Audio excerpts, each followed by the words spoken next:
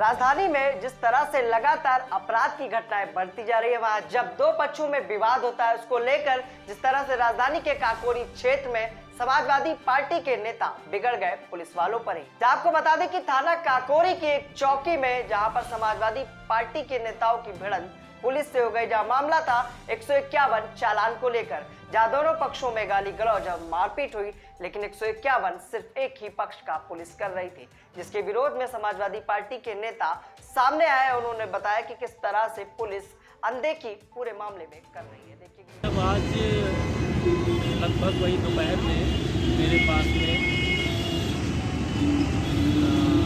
शकील गाजी जी का और सावेद गाजी जी का फ़ोन आया कि उनके भाई को पुलिस सुबह उठा लाई और उसके साथ ऐसी ऐसी घटना हुई है। मैं यहाँ मौके पर मैंने कहा ठीक है मैं आ रहा हूँ। सबसे पहले मैंने चौकी इंचार्ज साहब को फ़ोन किया, यहाँ मौके पे आया और मैंने उनको फ़ोन किया तो उनसे मैंने पूछा कि ये मामला क्या है।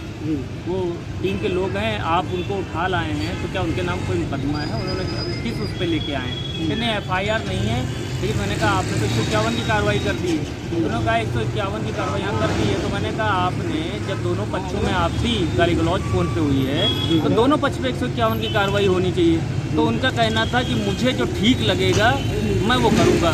तो मैंने कहा ठीक है, आपको जो ठीक लगेगा आप करिए, जो हमें ठीक लगेगा हम आगे तक बात अपनी रखेंगे।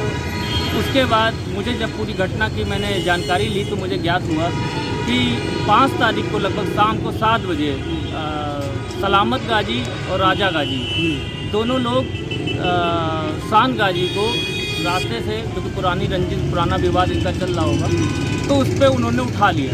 उठाने के बाद पिस्टल के नोक पे उठा लिया और रास्ते में लाके उसे गाली गलौज और मारपीट किया और धमकी भी दी। उसके बाद दोनों लोगों आपसी कहासुनी हुई और रास्ते में उन्होंने गाड़ी धीरे करके उसे ढकेल दिया। उसके बाद वो जैसे ही आया फिर उसके बाद फ़ोन आया उसका और फिर उसने धमकाना शुरू किया। इससे दोनों पक्षों में गाली गलौज काफ़ी हुई।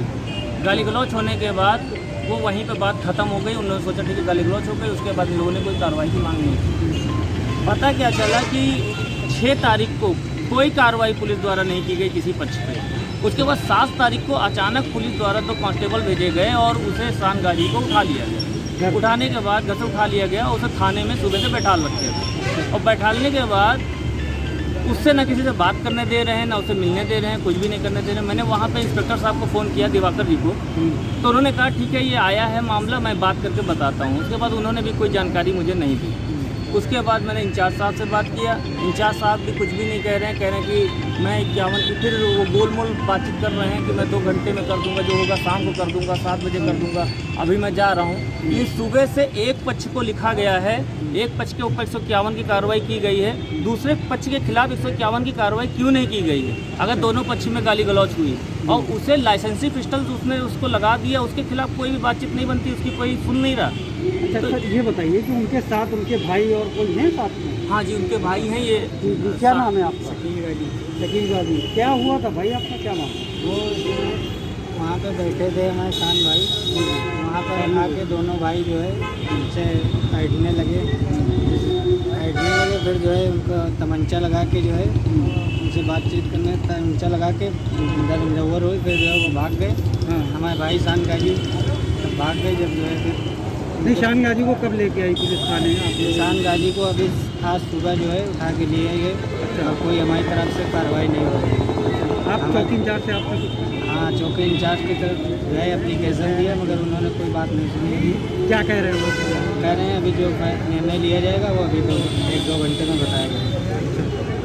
जो निर्णय लिया जाएगा जी, क्या लगता है कि ये निर्णय क्या चौकी इंचार्ज ही लेंगे और इसके अलावा कोई फैसला किस तरह से होगा? वैसा है, यहाँ पे पूरी तरह जंगल राज कायम हो चुका है। आप सभी देख रहे होंगे, आए दिन जो भी अपनी प्रशासन इस समय जिसकी सत्ता है उसमें इस तरीके का पावर दे दिया गया है इनको कि जो इनकी इच्छा करती है वो करते हैं, जो इनकी मर्जी होती है वो करते हैं। इसका जीता जागता उदाहरण ये है कि सुबह से 2 बंदों के बीच का झगड़ा, जहाँ पे 107-16 में पाबंद कह रहे हैं, खुद अपने मुंह से कह रहे हैं कि दोनों की पुरानी रंजिश है और मैंने ये चीज़ किया। अगर पुरानी रंजिश है तो दोनों को 107-16 में पाबंद करना चाहिए कि भविष्य में ये घटना ना हो पाए।